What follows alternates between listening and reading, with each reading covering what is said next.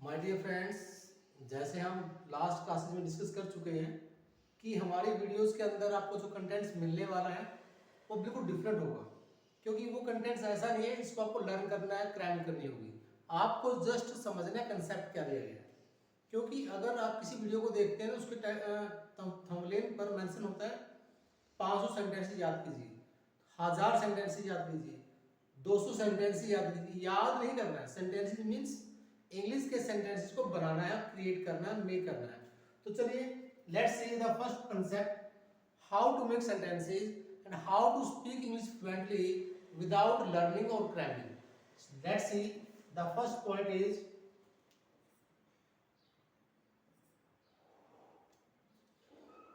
Don't जज a book by its cover. जैसे आप इडियम को सुनते आ रहे हैं, आपने समझा ही होगा कि डोंट जज a book by its cover. It means किसी भी चीज को उसके अपीयरेंस से, कवर से जज मत कीजिए। इट मीन्स शकल को देखकर अकल का अंदाजा मत लगाइए कि शकल कैसी है और अकल भी वैसी होगी। जरूरी नहीं कि शकल अगर काली है तो बंदे का दिमाग भी काला होगा, या फिर गोरा है तो शकल गोरी है तो और अकल भी गोरी ही होगी। तो दोनों डिफरेंस है माय डियर। सो डोंट जज book by its cover. It means don't जज। आपने जब नोटिस किया तो यहां पर एक पॉइंट मेंशन हुआ, डोंट जज। तो जज माय डियर, जज यहां पर एक वर्ब है, जहां से खेल शुरू होता है। जज एक नाउन भी होता है जो न्याय करता है, लेकिन यहां पर जो मेन पॉइंट हम डिस्कशन करने वाले हैं वो नाउन की बात ना करके हम डिस्कशन करेंगे, हम यहाँ पर बात करने वाले हैं वर्ब की, जहां से सेंटेंसेस बनेंगे। और अगर आप 2 मिनट्स की वीडियो को कंटिन्यू करते हैं तो उससे आपको आइडिया मिल जाएगा कि सर समझा क्या रहे हैं। आज के बाद आपको कोई भी लर्निंग नहीं करनी है। लाइक दिस, आपने अभी देखा कि जज से सेंटेंस स्टार्ट होगा वर्ब की फर्स्ट फॉर्म से, राइट। एक फर्स्ट फॉर्म है जिसके अंदर आप वर्ब की फर्स्ट फॉर्म यूज करते हैं, और एक उसका नेगेटिव है जिसमें आप डोंट प्लस वर्ब की फर्स्ट फॉर्म यूज करते हैं। तो जब आपने सेंटेंस को रीड किया तो उसमें मेंशन था डोंट जज। इट मींस वो नेगेटिव सेंटेंस था, लेकिन स्टार्टिंग कहां से हुई? वर्ब की फर्स्ट फॉर्म से। स्टार्टिंग कहां से हो रही है माय डियर? फर्स्ट फॉर्म से। तो जो इडियम है वो यही कह रहा है कि सेंटेंसेस को याद नहीं करना है। आपके हर इडियम के अंदर, हर सेंटेंस के अंदर यही कंसेप्ट मिलने वाला है। Let's see with the help of some new examples. अपने आप करो तो आप कहेंगे माय डियर हेल्प योरसेल्फ। अपने आप करो इट मींस हेल्प योरसेल्फ। तो ये जरूरी नहीं कि हर एक वर्ड को आप इंग्लिश टू हिंदी और हिंदी टू इंग्लिश ट्रांसलेट करने वाले हैं, क्योंकि डू का मतलब करना होता है, लेकिन यहाँ पर कोई करने की इंग्लिश नहीं दी गई। नंबर 2, यहाँ पर कोई ही, शी, इट का यूज नहीं हुआ है। तो सिर्फ हमने बात की किसी को जब आप ऑर्डर देते हैं, रिक्वेस्ट करते हैं, कमांड देते हैं, उस केस में आप यूज करने वाले ओनली वर्ब की first form. Is that clear? तो जब भी आपको बोलना है कि अपने आप काम करो तो आप बोलोगे हेल्प योरसेल्फ। अब आप कहेंगे सर ये तो बिल्कुल इजी है, ये तो हम पहले से भी कर चुके हैं, लेकिन मैं आपको वन बाय वन आपको नेक्स्ट पॉइंट पर लेकर जाने वाला हूं जहां पर इंग्लिश की डेप्थ मिलने वाली है। तो डेप्थ में देखिएगा, उसके लिए 2 मिनट्स का आपको वेट करना होगा माय डियर।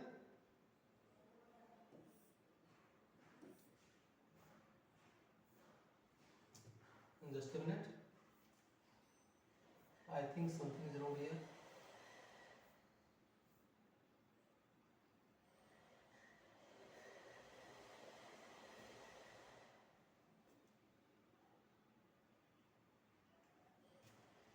हाँ जी, यही बात हमारी अभी हुई, शक्ल देखकर अकल का अंदाजा मत लगाइए, है ना। तो हमारा कंसेप्ट यही है कि किसी चीज को गैस करना है, लेकिन किसी चीज को, कवर को देखकर आइडिया नहीं लगा सकते कंटेंट्स क्या कह रहा है। तो हमारा पॉइंट है कि स्टार्टिंग में हम यूज करते हैं फर्स्ट फॉर्म। लाइक मुझे बताओ, तो आप कहेंगे my dear tell me. Start कहां से हुआ? वर्ब की फर्स्ट फॉर्म से। अब इसके बाद जो मैं नेक्स्ट पॉइंट समझाने वाला हूं कि किसी भी सेंटेंस के अंदर स्टार्ट होगा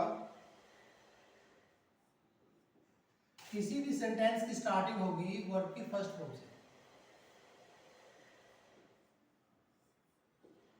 ओके, जब भी आप किसी को ऑर्डर देते हैं तो आप कहते हैं shut your mouth, shut the door, ऐसा कुछ बोलते हो। शट क्या आपकी वर्ब की फर्स्ट फॉर्म है। जब आप किसी को बोलते हैं कि मुझे बताओ तो आप कहेंगे टेल मी, सिंपल है ना, टेल मी, मुझे बताओ। फिर आपने कहा मुझसे बात करो तो आप कहेंगे सर टॉक टू मी। यहां पर भी आपने क्या नोटिस किया, वर्ब की फर्स्ट फॉर्म। तो ऐसे बहुत सारे लाखों सेंटेंसेस ऐसे हो सकते हैं, लेकिन मैं आपको समझाने वाला हूं depth my dear, not only imperative sentences like this. यहां पर देखिए, यहां पर दिया गया है टू वर्ब प्लस वर्ब की फर्स्ट फॉर्म। तो इस टू प्लस वर्ब की फर्स्ट फॉर्म का मीनिंग होता है माय डियर इंफिनिटिव, जिसको आप बोलते हैं टू इंफिनिटिव।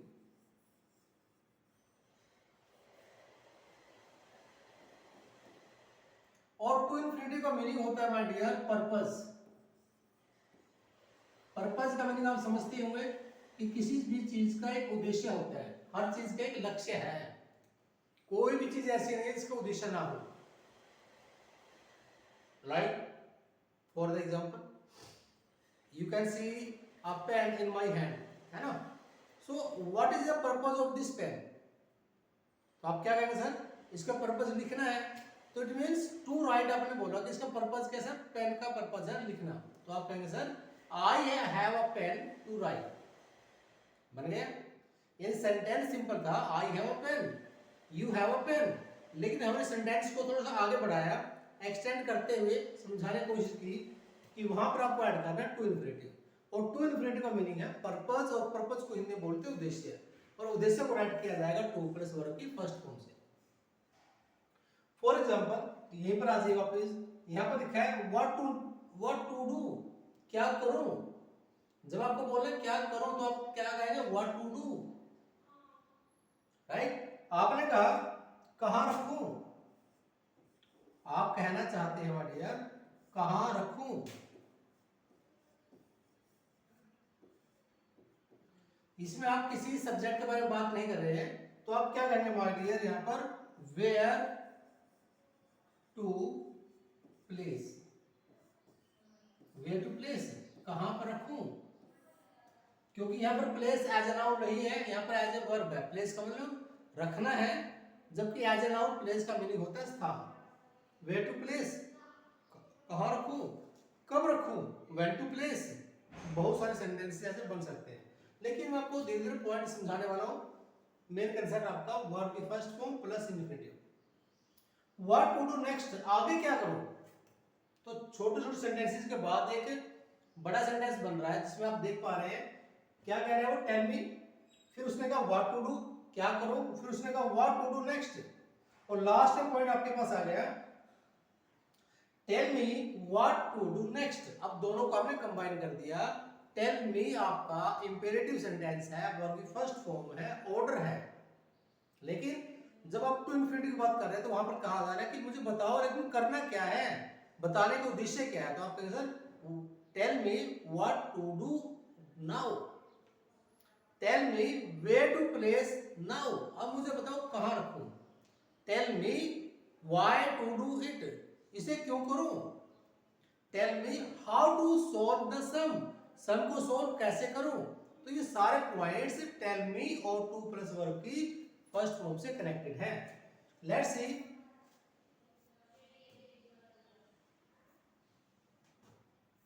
कुछ और ऐसे एग्जांपल्स देखिएगा। शूट, शूट करना कैसे करना है, किसी चीज को करना तो आपका shoot it, shoot this, shoot that. कोई चीज पास में है दिस, कोई दूर है तो that, shoot this. Remove this, हाँ रिमूव क्या, वर्ब की फर्स्ट फॉर्म। तो आप कहेंगे रिमूव दिस, कोई चीज दूर रखी है उसे आप कहना चाहते हैं रिमूव कर दीजिए, तो आप कहेंगे रिमूव दैट। कोई बच्चा आपके पास चश्मा लगा कर खड़ा हुआ है, मैं कहना चाहता हूँ रिमूव द स्पेक्स, बन गया सेंटेंस। क्या आपको कुछ याद करना पड़ रहा है, नहीं, सिर्फ सिंपल आपको you have to remember verbs whenever you want to make sentences and you want to speak English fluently. Just you have only one thing, that is verb की first form. You should have knowledge about three forms of the verb, but first of all you will need only verb की first form that will help you to make sentences without learning or cramming from the books and without watching videos in which you will see 500 phrases, 5000 phrases, 5000 sentences will help you to speak English. I am here telling you, you don't need all these things, just you should have only first form, and I think and I will guarantee you that first form will lead you to your success. Okay, let's see. हाँ जी, तो next point आपके पास है connect the two wires. दो wires हमको connect करना, जोड़ना है, तो आप क्या कहें, connect the two wires.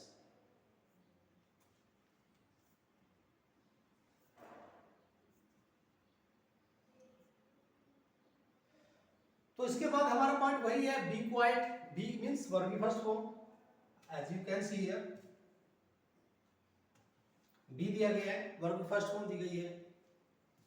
B verb की फर्स्ट फॉर्म है, टेल भी वर्ब की फर्स्ट फॉर्म है. जब आपने कहा बी तो ये फर्स्ट फॉर्म है, और जब आपने कहा सर टेल मी तो भी वर्ब की फर्स्ट फॉर्म थी, और जब आपने कहा सर टॉक टू मी तो भी आपने यूज किया ओनली वर्ब की first form. Is it easy और difficult? I think it's easy. आपने कहा sir return back. Return back, back नहीं लिखा जाएगा क्योंकि रिटर्न का मतलब भी बैक ही होता है. कोई चीज है, रिटर्न कहाँ जाइए, रिटर्न योर कंट्री. सर अपने देश वापस आ जाइए, आप कहेंगे सर रिटर्न योर कंट्री. आप कहना चाहते हैं सर रिटर्न मेरी बुक्स वापस कर दीजिए, प्लीज रिटर्न माय बुक्स. तो माय डियर, अगर मैं ऐसे लिखना चला जाता हूं तो मैं लाखों सेंटेंसेस यहां पर आपके लिए बना सकता हूं, लेकिन आपको ये लाखों सेंटेंसेस खुद बनाने हैं माय डियर, मैंने नहीं बनाने. मैं आपको कंसेप्ट समझा रहा हूं, बनाने कैसे और बोलना कैसे है, और कोई हिंदी लिखनी नहीं है. Okay, let's see. तो आपने क्या नोटिस किया, first form, first form, first form and first form.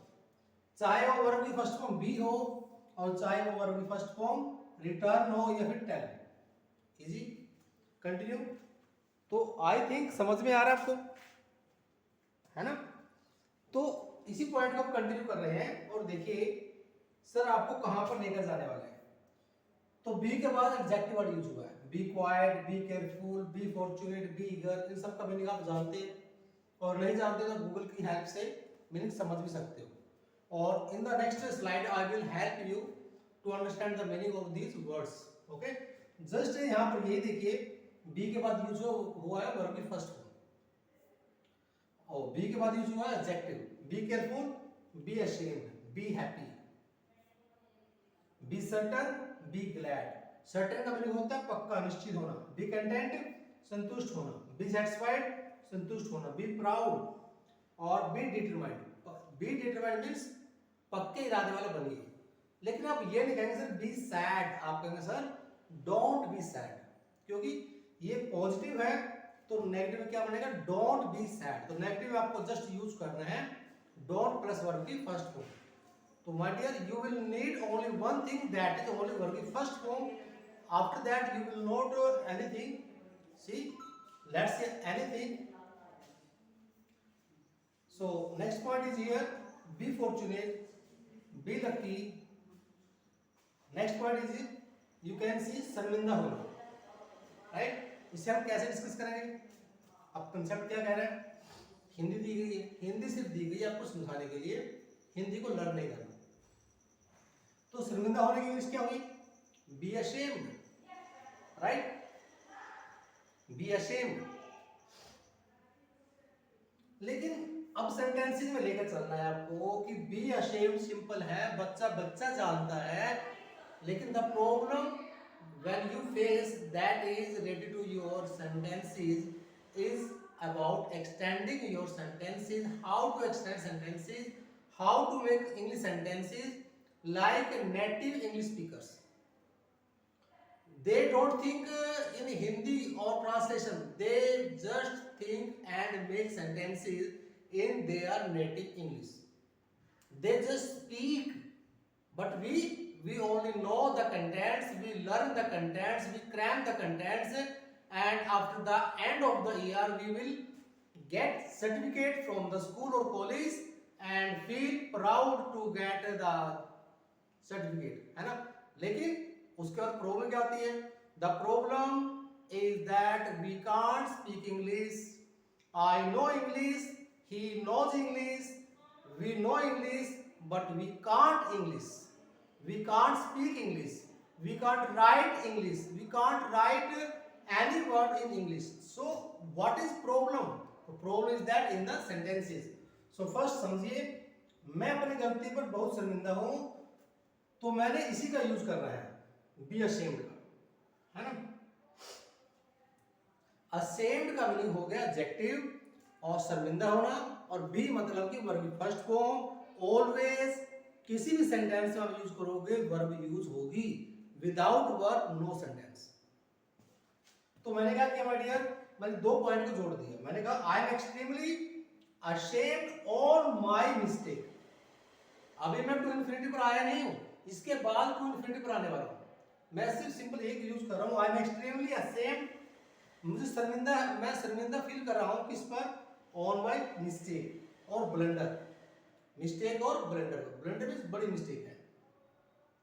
लेकिन जैसे वह अपने कुकर्म पर बहुत शर्मिंदा है, तो ये भी क्या कहा जाएगा?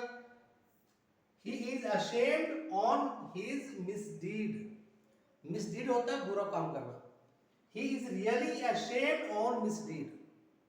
So it means there is a great difference between two words. First of all, you can see here extremely. It means very. Really, it means very. But you will use both the words in your sentences to create interest in speaking English fluently. If you use only one word again and again, you will feel boredom. So if you want to learn any language, you should have interest and you have to create interest in that language with the help of different words or different phrases. Let's see. अभी तक मैंने infinitive का use नहीं किया, मैं सिर्फ समझा रहा हूं। क्या तुम थोड़े भी शर्मिंदा हो? तो आप कहेंगे my dear, are you ashamed? ये मैं आपको यहां पर लिख देता हूं, क्या तुम थोड़े भी शर्मिंदा हो? हर एक सेंटेंस में ये पॉइंट है माय डियर, शर्मिंदा।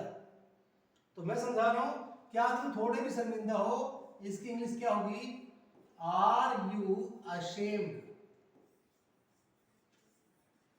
Are you ashamed a little bit? a little bit। तो थोड़ा सा, थोड़ी सी, इन सब के यूज करेंगे bit, a little bit. Are you ashamed?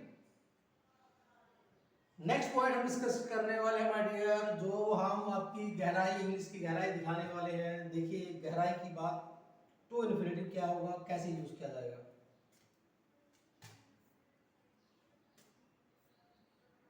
Just a minute.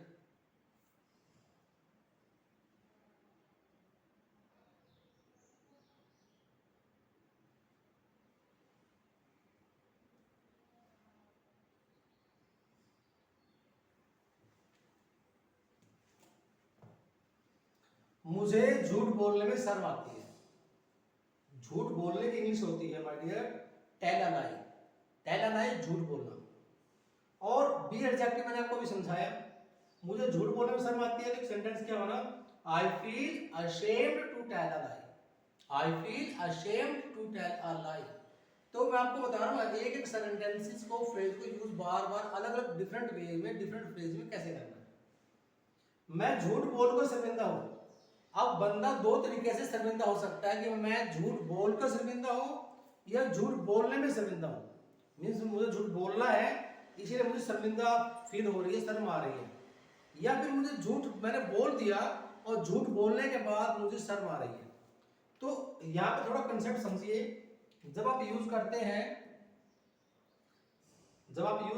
To tell, तो ये कहना चाहता है फ्यूचर, ये कहना चाहता है फ्यूचर, और ये कहना चाहता है पास्ट।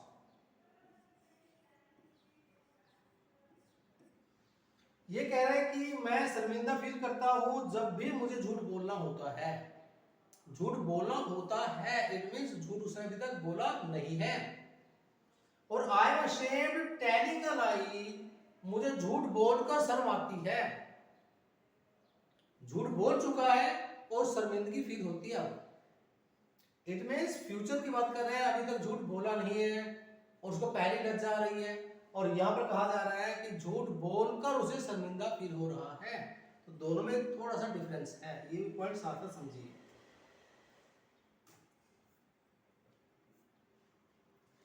सेम पॉइंट है आपका be delighted. Be delighted means adjective word, तो आप उसको सेंटेंस में चेंज कीजिए। I was delighted to be invited to the wedding.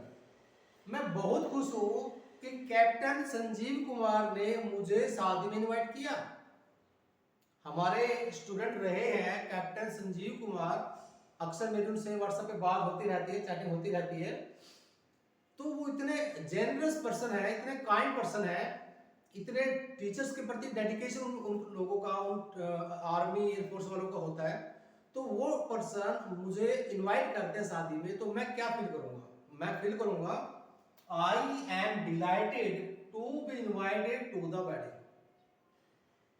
यानी कैप्टन संजीव ने मुझे साथ में इनवाइट किया, तो उसके लिए मैं डिलाइटेड हूं।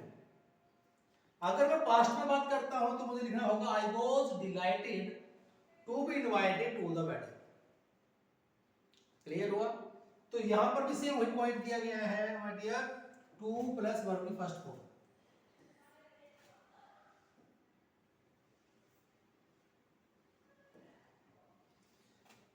बड़े फोकस और कंसंट्रेशन के साथ थोड़ा समझने की कोशिश करना। मैंने आपको एक बात समझाई कि माय डियर वर्ब की फर्स्ट फॉर्म है ना, प्लस यूज कर रहे हैं टू प्लस वर्ब की फर्स्ट फॉर्म, जिसका मीनिंग है पर्पस। पर्पस का मतलब है फ्यूचर।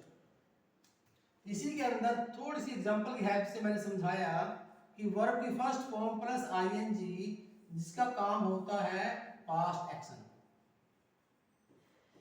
वो पास्ट एक्शन है।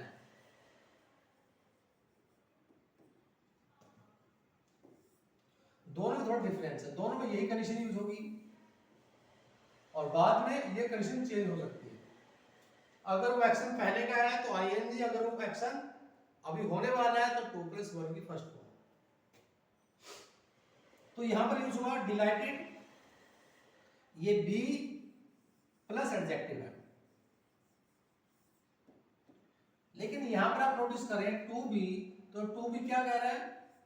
टू प्लस वर्ब की फर्स्ट फॉर्म है ना।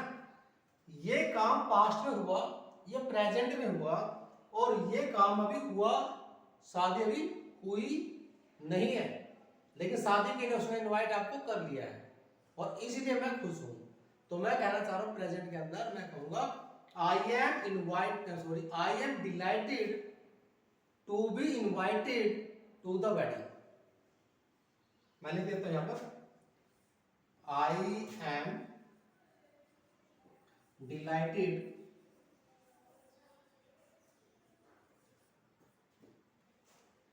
To be invited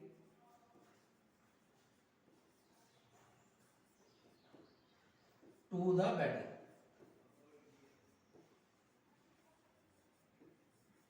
right? दोनों में डिफरेंस क्या है? यहां पर दिया गया पास्ट और यहां पर लिखा है प्रेजेंट। लेकिन चाहे पास्ट दिया गया हो, चाहे यहां पर प्रेजेंट दिया गया हो माय डियर, यहां पर टू बी ही है, यहां पर भी टू बी ही दिया गया है। क्योंकि जो टू इन्फिनेटिव है ये फर्स्ट फॉर्म प्लस आईएनजी है, जो जेरेंट कंसेप्ट है माय डियर, ये मैं आपको डीपली उसके बाद समझाऊंगा। लेकिन अभी थोड़ा वन बाय वन पॉइंट समझिए।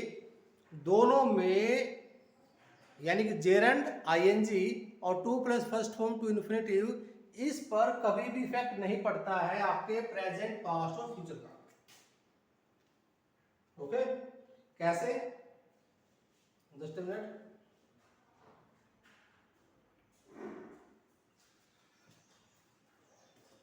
जस्ट अ मिनट, देखिए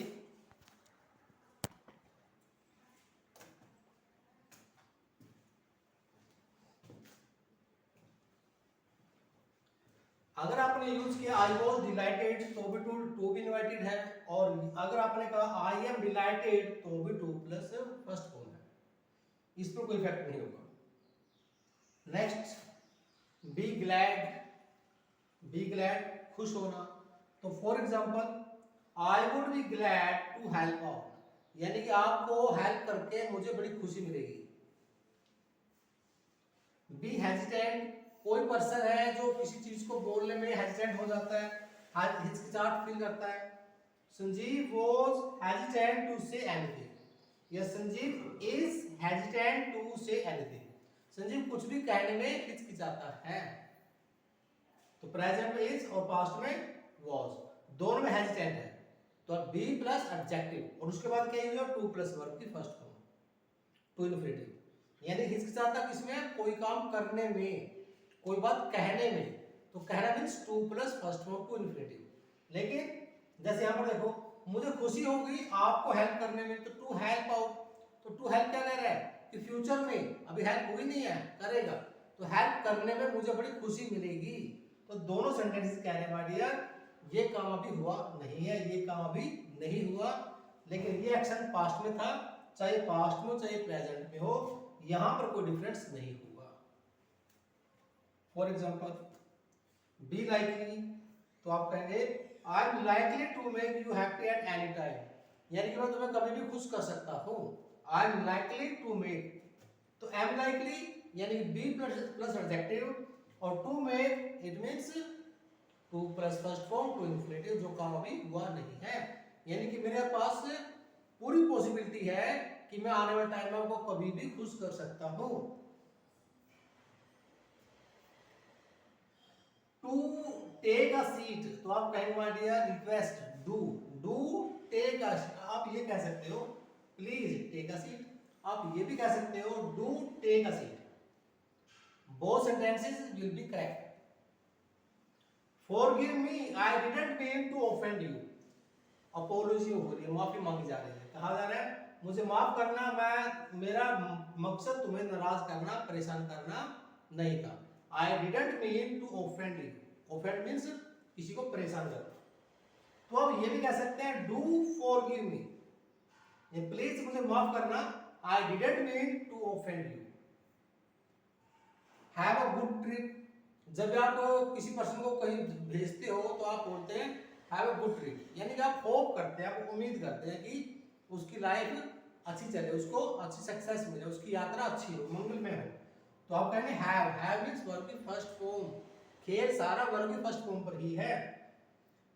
do try to keep the noise down, gentleman complaint की जा रही है कि जेंटलमैन नॉइज को कम करने की कोशिश करें, keep the noise down.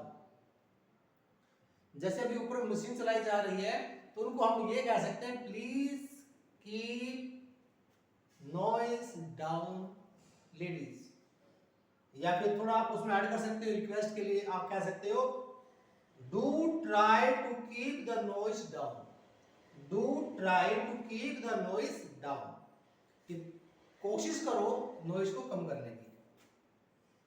Land me a dollar, मुझे $1 उधार दे दीजिए, तो land means first form, do means first form, have means first form, forgive means first form, and can you, क्या तुम उधार दे सकते हो, do land me a dollar, can you. Keep your mouth shut की फर्स्ट फॉर्म आ गई है, यानी सारा खेल फर्स्ट फॉर्म पर ही चल रहा है। कीप वॉचिंग इंग्लिश गुरु, इंग्लिश गुरु को आप देखते रहिए। जैसे आपने कहा किसी को कहा जा रहा है, ऑर्डर दिया जा रहा है मूव, तो आप कहेंगे मूव, फिर आपने कहा कि मूव नहीं कर रहा है, हिलना मत, चलना नहीं है, तो आप कहेंगे डोंट मूव। मूव मींस चलना और मूव मींस हिलना, तो आप कहते हैं मूव चलो, आप कहते हैं मूव हिलो, आप कहते हैं डोंट मूव कि मत चलो, या फिर डोंट मूव मत हिलो।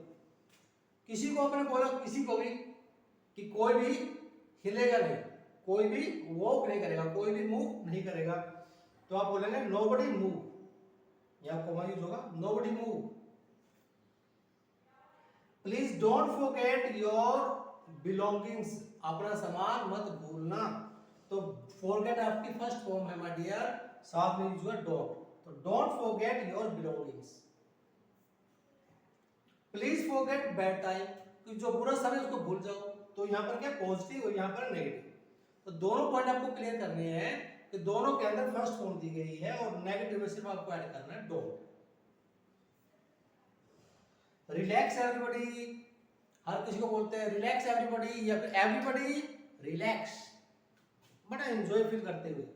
ऐसा फील नहीं करना कि यार बड़ी टेंशन है, बड़े दबाव में आपको इंग्लिश बोलनी पड़ रही है, क्योंकि कोई भी काम जब आप करते हैं उसमें अगर आपका इंटरेस्ट होगा, आपका मन होगा, आपका प्यार होगा, तो आप उसके अंदर रिजल्ट क्रिएट कर सकते हो।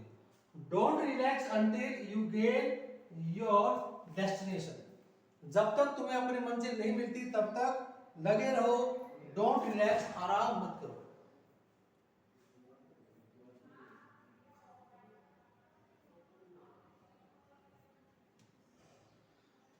Don't dispose the battery in the trash, किसी बैटरी को ट्रैश में, कचरे में मत फेंको। डोंट फॉरगेट योर होमवर्क, अपना होमवर्क करना मत भूलना। Please don't forget your belongings, ये आपका पहले हो चुका है। Don't be late, don't plus first form. Don't smoke in the toilets, toilet से स्मोक मत करो। Don't talk to me like that, ये मोस्टली आप सुनते हैं। Don't talk to me like that, don't talk to me like this, like that, like this, don't talk to me like this. Mister idiot, don't talk to me like this. How dare you speak to me like this, how dare you talk to me like this, how dare you speak to me like that. तो ये my dear, इस पे इसी पे थोड़ा जब आप stress डालते हैं ना, उसमें थोड़ा मजा फील आता है, एंजॉय आता है। अब देखो, आपने कहा how dare you speak to me like this, ये अच्छा है। और आपने अगर ये बोला how dare you speak to me like this, this के ऊपर स्ट्रेस नहीं डाला तो वहां पर थोड़ा हल्का सा, मतलब कहीं ना कहीं उसमें इंटरेस्ट खत्म हो जाता है। तो पूरा वर्ड बोलिए, how dare you talk to me like this, how dare you talk to me like that.